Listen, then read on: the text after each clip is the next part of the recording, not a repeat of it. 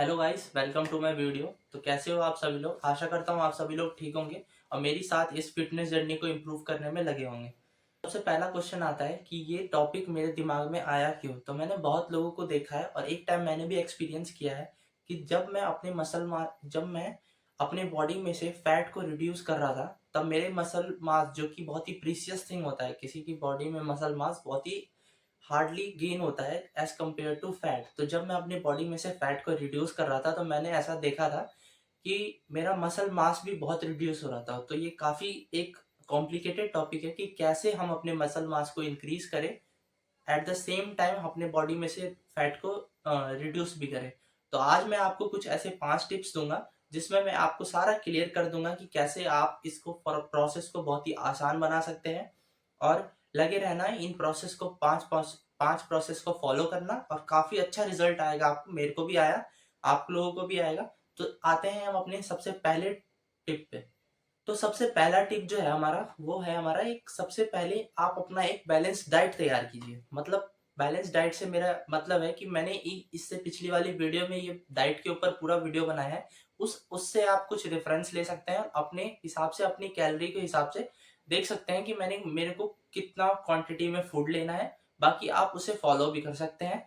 जैसा आप, अगर मेरे 2000 कैलोरी बजट में फिट होता है आपका, तो उसे आप फॉलो कर सकते हैं एज इट इज। तो सबसे पहला टिप जो आता है वो आता है एक बैलेंस डाइट पे। तो आपको एक बैलेंस डाइट रखना है, कितना मुझे कैलोरी खाना है वो आपको पता होना चाहिए। तो कैलोरी निकालने के लिए एक कैलोरी कैलकुलेटर ऐप आता है, उससे आप आसानी से निकाल सकते हैं। वरना मैं आपको एक साइंटिफिक तरीका बताऊंगा जिससे कि आप बिल्कुल ही एग्जैक्ट कैलोरी निकाल सकते हैं कि मुझे कितना खाना है। तो सबसे पहले तो आपको एक कैलोरी डेफिसिट में रहना पड़ेगा अगर आपको बॉडी में से फैट रिड्यूस करना है तो। ठीक है, तो सबसे पहले आप कैलोरी डेफिसिट में रहिए। पूरा वीकली आपको कैलोरी बजट सेट करना है, आपका वीक में मुझे कितना कैलोरी कम खाना है। और रोज आप 100 कैलोरी कम करना, 600-700 का डेफिसिट हो जाएगा। और अपने याद रखना, अपने चीट डे पे आप इतना कैलोरी ना खा ले जिससे कि आपकी जो पूरी हफ्ते की मेहनत है वो बेकार चले जाए। तो अब आते हैं हम अपनी डाइट में हमें क्या ऐसा करना चाहिए। तो डाइट में हमें सबसे पहले अपना जो प्रोटीन इंटेक होना चाहिए वो बहुत ही हाई होना चाहिए। हमें थोड़े से गुड फैट्स भी इंक्लूड करने हैं अपने बॉडी को हेल्दी रखने के लिए, बोन्स हेल्थ को हेल्दी रखने के लिए। तो इन कुछ चीज़ों को मिला के आपको प्रोटीन इंटेक को हाई रखना।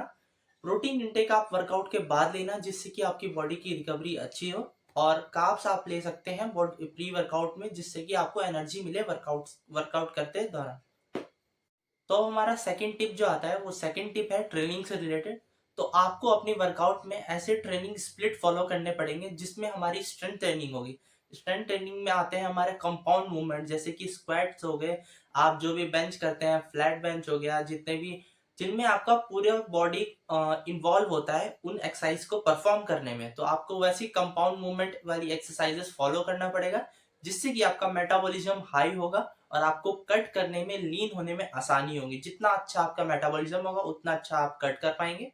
और आपका, अगर आप कंपाउंड मूवमेंट्स इंक्लूड करते हैं तो आपका टेस्टोस्टेरोन लेवल भी बहुत हाई पे जाता है। ये मैंने देखा है प्रैक्टिकली और बहुत जगह पढ़ा भी है। थर्ड टिप आता है, वो आता है कार्डियोवेस्कुलर एक्टिविटीज। तो कार्डियोवेस्कुलर एक्टिविटी वो एक्टिविटीज होती है जिसमें हमारा हार्ट का जो मूवमेंट होता है वो तेज होता है एज कम्पेयर टू जो उसका नॉर्मल हार्ट बीट होती है। तो आप इसमें कुछ भी इंक्लूड कर सकते हैं अपने गोल्स के हिसाब से। रनिंग हो सकता है, वॉकिंग हो सकता है, स्किपिंग हो सकता है, रोप से कर लो, कुछ भी एक्सरसाइज कर लो जिसमें आपकी हार्ट बीट तेज हो, उसको हम बोलेंगे कार्डियोवेस्कुलर एक्टिविटीज। तो कार्डियोवेस्कुलर एक्टिविटीज जरूर ऐड करना है आपको जिससे कि आप कैलोरी एक डेफिसिट में रह सके। आपको 200-300 कैलोरी उसमें बर्न करना है।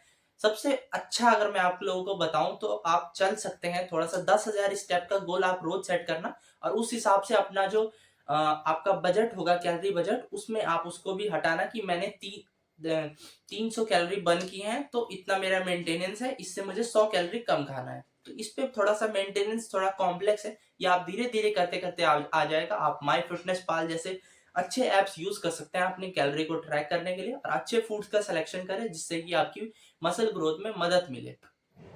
तो अब आते हैं हम अपने फोर्थ टिप पे। तो fourth tip according to me सबसे मेन टिप है जो कि आपको अपना इस्तेमाल करना चाहिए।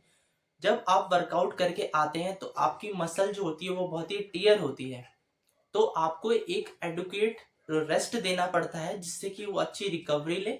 अच्छा न्यूट्रिएंट देने के बाद आपको एक मेन रोल प्ले है बहुत सारे लोग क्या करते हैं कि रात रात में 12-12 बजे तक अपना फ़ोन चलाते रहते हैं, फिर सोते हैं 3-4 बजे, सुबह सोएँगे, फिर उसके बाद सुबह जिम जाएँगे। तो ऐसे में क्या होती है, आपकी body muscle mass put on करने की जगह पे जो मसल बचा है उस वो खत्म हो जाती है। तो आपको एक 8 घंटे की नींद देनी पड़ेगी।